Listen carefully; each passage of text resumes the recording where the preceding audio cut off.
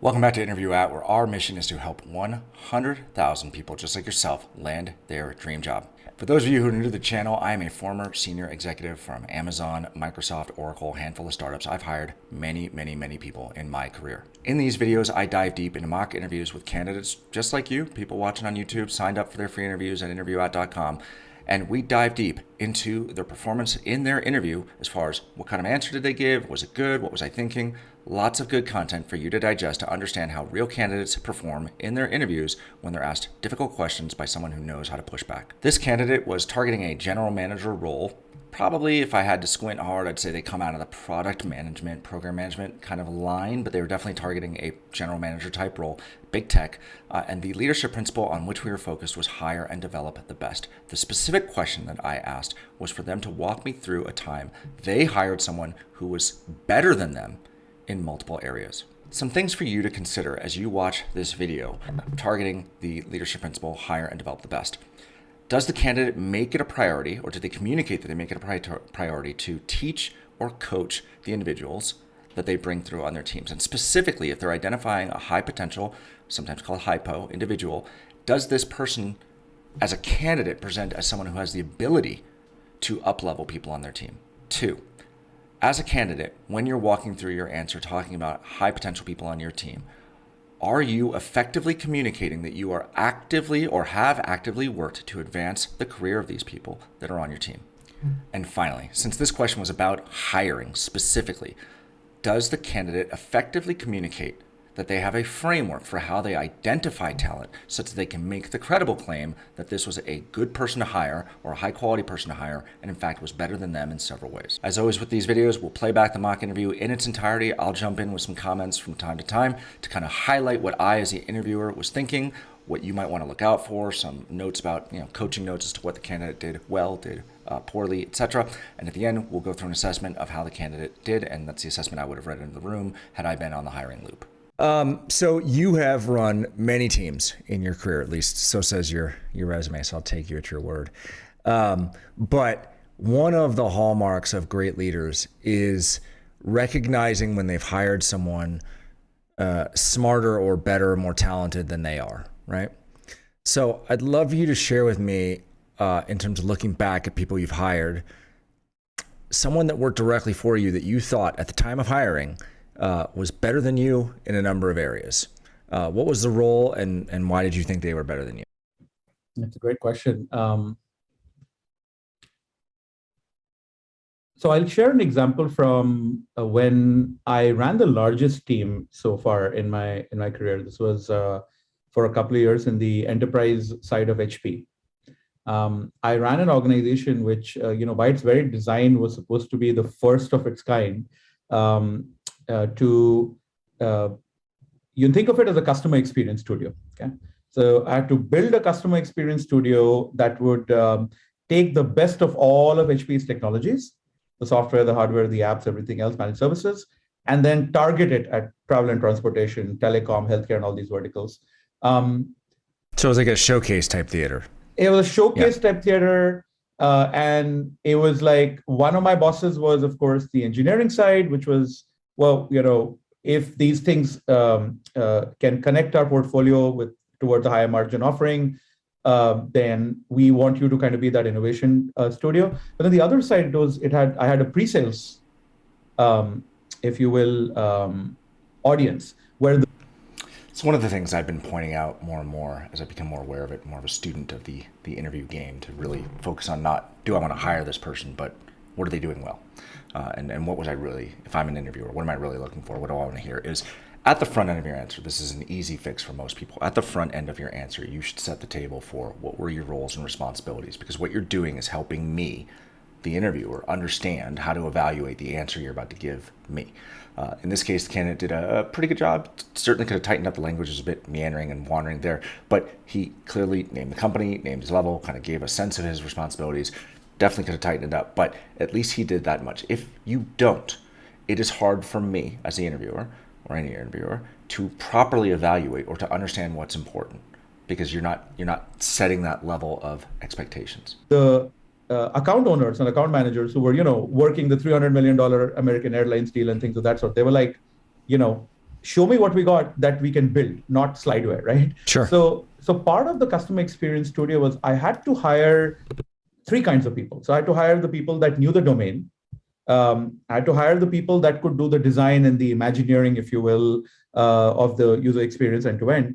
And then I had to hire an engineering team and build a team that would be at the intersection of prototyping and front end engineering so that we could connect these experiences that we were designing in real code, and that they could connect with actual backends and so on. I had experience with the first two, Brandon. I'd done this in previous roles at the time, but I'd never hired like a prototyping and front-end engineering leader. And though I studied computer science way back when, I'd certainly become closer to the product and design side than to the engineering side. I hired this individual at the time who. So just one thing to point out here is we are several minutes into this candidate's answer, and he's only just now discussing the subject of my question, which was to talk about a hire that was significantly better than the candidate in a couple of areas. We're multiple minutes in. He could certainly do a better job with his communications. It's meandered a bit, it could be tightened up, but when you're thinking about your situation and task, this took too long to get to what was the answer. I think he wanted to make the point, and appropriately so, hey, there were three types of roles I needed to hire for this team that I had just taken over. Two of them I had deep experience on. One of them I was a bit unclear as to what was a good provider, and I want to talk about that person. I covered that in 15, 20 seconds. So certainly can tighten that up. And that's just a key message for you when you're working through your stories and preparing for your interviews. What you think is important probably needs to be chopped down. The right length of your answer is not one word longer than it needs to be. But is everything that came out of your mouth critically important? Ask yourself that. You can rewind and watch again. Was everything critically important? Probably not. Could certainly be tightened up quite a bit to communicate effectively and get to what we want to talk about, which is that one individual. Has had tremendous success since then. This person, in their first few months, it became clear to me that what they were doing with regards to owning and building the front-end engineering and the prototyping function, that one, not only could they understand that and scale it far better than I would if I were running just that part of the team, but also as they started showing their skill sets and their knowledge with all these other areas, which were closer to design, closer to product, closer to the domain, I was like, this person could do my job in a couple of years. This person, in fact, I need to think differently about this person. They're not just a front end and prototyping leader. They're actually potentially a full stack product leader or a full stack engineering leader as well.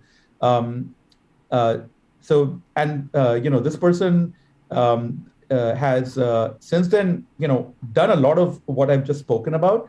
But in my first 3 months, I realized that I had to take a very different approach to like helping this person grow their career so that I could help the organization as well as both, them as well. The question was to walk through a hire that they had made, and that during the hiring process, I was clear in that part of the question, that they identified that this person was significantly better than they were. And that's not the answer that was given here, right? It's kind of a long-ish setup to get to this person was good, okay? Didn't really make clear as to why or how, so that's challenging, right? But was clear that this was a type of talent that they weren't super comfortable evaluating. That's fine. But the candidate is talking about this person on their team months into the hiring, which isn't really what we're looking for here, right? Because one of the things that I suggested to be on the lookout for was, does the candidate effectively communicate that they have the frameworks to identify talent as it's coming in the door? This is, well, kind of a hindsight 2020. Oh, we hired the guy. 3 months later, I realize he's great. Sure, that's fine. Undiscovered gems, fantastic.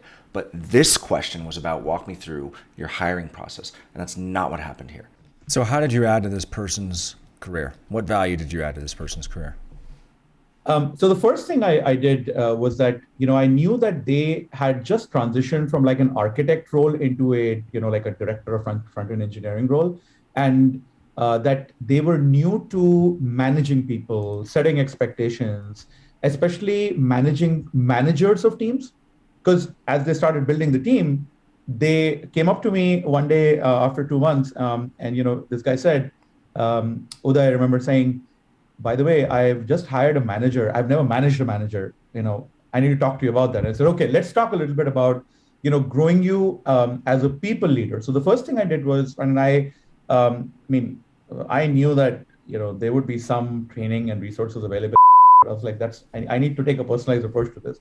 So I started setting them up with two kinds of conversations. One, conversations with me, of course, about individuals and their team to get that support as leaders. But I also started connecting them to other leaders inside the company, as well as leaders I knew outside of in the ecosystem who I felt had a similar kind of background and had made that major transition from being an architect to being a people leader. The second thing I did with them was I knew this person always felt that there was like a technical side and a business side, right? And they were like, Amit, I'm not the domain guy. I don't want to know. I don't want to get into this ARR and pipeline, all these conversations that you're having with the sales team. And I kind of changed the mindset on that a little bit, right? So I said, look, if you have to be a successful leader and you're going to be in a lot of those conversations that I'm hoping you can represent the team in, I need to educate you a little bit about kind of how these cycles work, right? It's a 5-year deal, it's a 3-year deal, here's how the renewal side works and so on and so forth. So I help them understand enough about the business and the domain that they could be, seen as kind of a more, full stack leader. And then the third weirdest gambit that I took with them was I was like, this person needs to be closer to HQ. So at the time, Brandon, the studio that I was running, of which eventually became about 50 people, out of which 15 people were under I'm sorry, did you say closer to HQ? Closer to HQ, exactly. So geographically proximal. Okay. Geographically proximal, because so I had, I'd studied in the US, lived in the US, and then I'd lived in India for a while. And I built this machine out in India. This is why it was the first, because they didn't have anything like this outside the US. So now I have a 50% team. Uday has a 15 to 20% team. And I can see as they're growing that, they're really starting to perform well. And now they're starting to think about what their next stage in their career is going to be. And I remember having this candid conversation with them and saying, have you had an opportunity yet to work outside India in other geographies? And they're like, look, this is the first time I've actually worked at a company this large. And, I would absolutely welcome the opportunity to benchmark myself against kind of what considers peer leaders in other geographies. So then I worked with my then boss and started exploring if there were leadership opportunities that were slightly bigger for this individual in our US organization, and actually help them over the next 9 months hire, train one of their managers to take on their role. And this person ended up moving to the Bay Area and taking on a bigger responsibility kind of over the next year. That was a lot of words for, I help them understand the difference between business and engineering, and I position them to be more geographically proximal to headquarters. This is a challenge that I see again and again in candidates as they're working through their answers, is if you're relaying a story that you're not super comfortable telling, what's going to happen? You are likely to ad-lib through the story, and you're not going to focus on what's important. You're going to focus on what pops in your head. And the challenge with that is you're going to repeat things. You're going to say things that aren't necessarily critical to me as the interviewer understanding the story. And you're just, it's going to take a while to get there. And when you don't focus on the effectiveness of your communication, there is a possibility that you lose the interviewer. They start to tune you out and they lose the thread and they stop paying attention. Once they do that, their ability to, in the assessment meeting, right, or even in their notes, recall effectively what you said as the interviewer and then advocate for you goes away, right? It's diminishing over time. So this is why it's important to not just prepare your stories by either reviewing your resume or just writing a few notes down, but really, if you're going to communicate a story, what's important? Just think through the FAQ of what's important, the things you would ask yourself if this person, you yourself, were coming to you yourself asking for a pay raise or a promotion based on this body of work that you're about to share. What are the important questions? And communicate effectively, tightly, with word economy, not with kind of a meandering discussion, because what's going to happen is it loses the value in the context of the interview. So you told me what you believe you did for that person, and all great answers. If I asked that person, how would they answer the same question? What would they say that you as a leader as to the value add that you provided to them in their career? The number one thing. Number one, I was always there. Number two, I gave them the advice that helped them at that stage of problem that they were facing. And number three, let me tell you this person then became head of product after they left at the world's largest cryptocurrency exchange. The question was, what was the number one thing? The answer was item one, item two, item three. Can't do that. I know it seems important, can't do that, right? Because the core crux here is, do you, as a people leader, as a hiring manager, do you understand what it is you are doing to add value to your team members so that they grow and roll? When you're asked what is the number one thing, focus on the number one thing. You might say, hey, there's like 3 or 4 things I think are really critical, important, but if you're going to force me for the number one, here's my number one. I'm happy to discuss the other 2 once I'm done with this. That's fine. But when you kind of iterate through just a generic list, it's unclear to me that you understand what was the most important thing for that person's career, which is what the question was meant to get at. And after that, today, this person leads a 70% engineering team and product and design team out of Minneapolis somewhere. And every single job that they've taken on, since the time they left at which was actually a long time ago. I mean, both of us left 7 years ago. What they always, tell me is that the reason they call me is because, I'm always challenging them to imagine something that they haven't yet imagined and, still give them a path towards that. It's not like an imaginary path that I'm like, hey, Uday, tomorrow you should be a film director. So if you call them up right now, they will tell you that part of the reason why they've continued to see me as a participant in their work life is because I was probably one of the first people that told them and said, why are you seeing these boundaries around you? You could be an engineering leader, a product leader, a design leader, all 3 of those or one of the 3 of those, even though you're 35. And now they're, obviously much older than that. So absolutely saying this with most humility, but this is one of those people I would count in like the 5 or 10 people who've stayed with me over the years, even if we haven't had a chance to work together, but where, they trust me enough to ask me based on something that I helped them kind of break through and reimagine their career in a slightly different way at a different time in life. So he listed 3 things, and then he circled back to yet another thing, which was actually the best answer.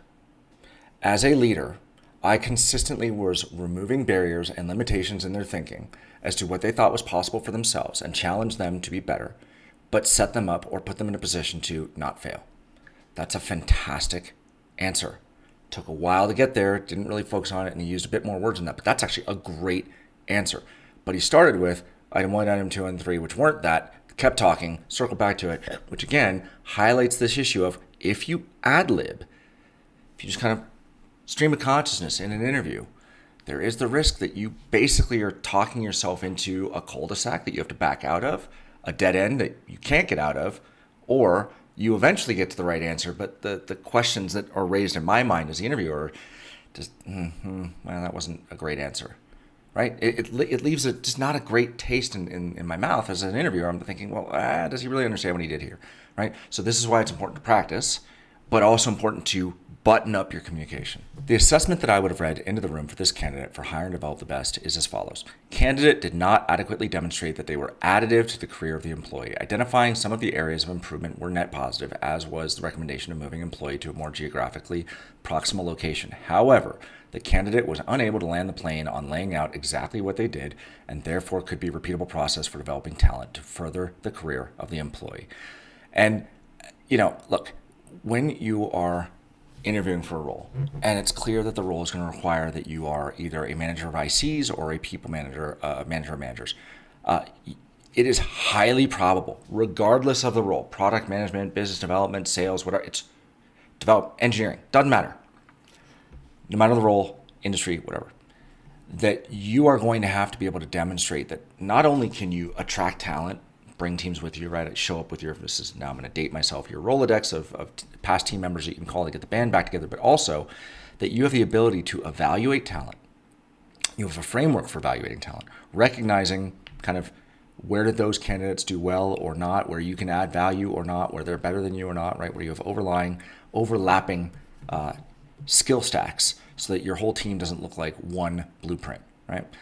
Being able to demonstrate that effectively and with word economy in your interview, super important. What this candidate didn't do was really truly identify how during the hiring process they were able to note what this candidate did that was better than them in multiple areas. So ultimately they talked about a candidate, someone on their team that they enjoyed working with, that they felt like they improved their career, that they thought was good in a lot of ways, that was surprising.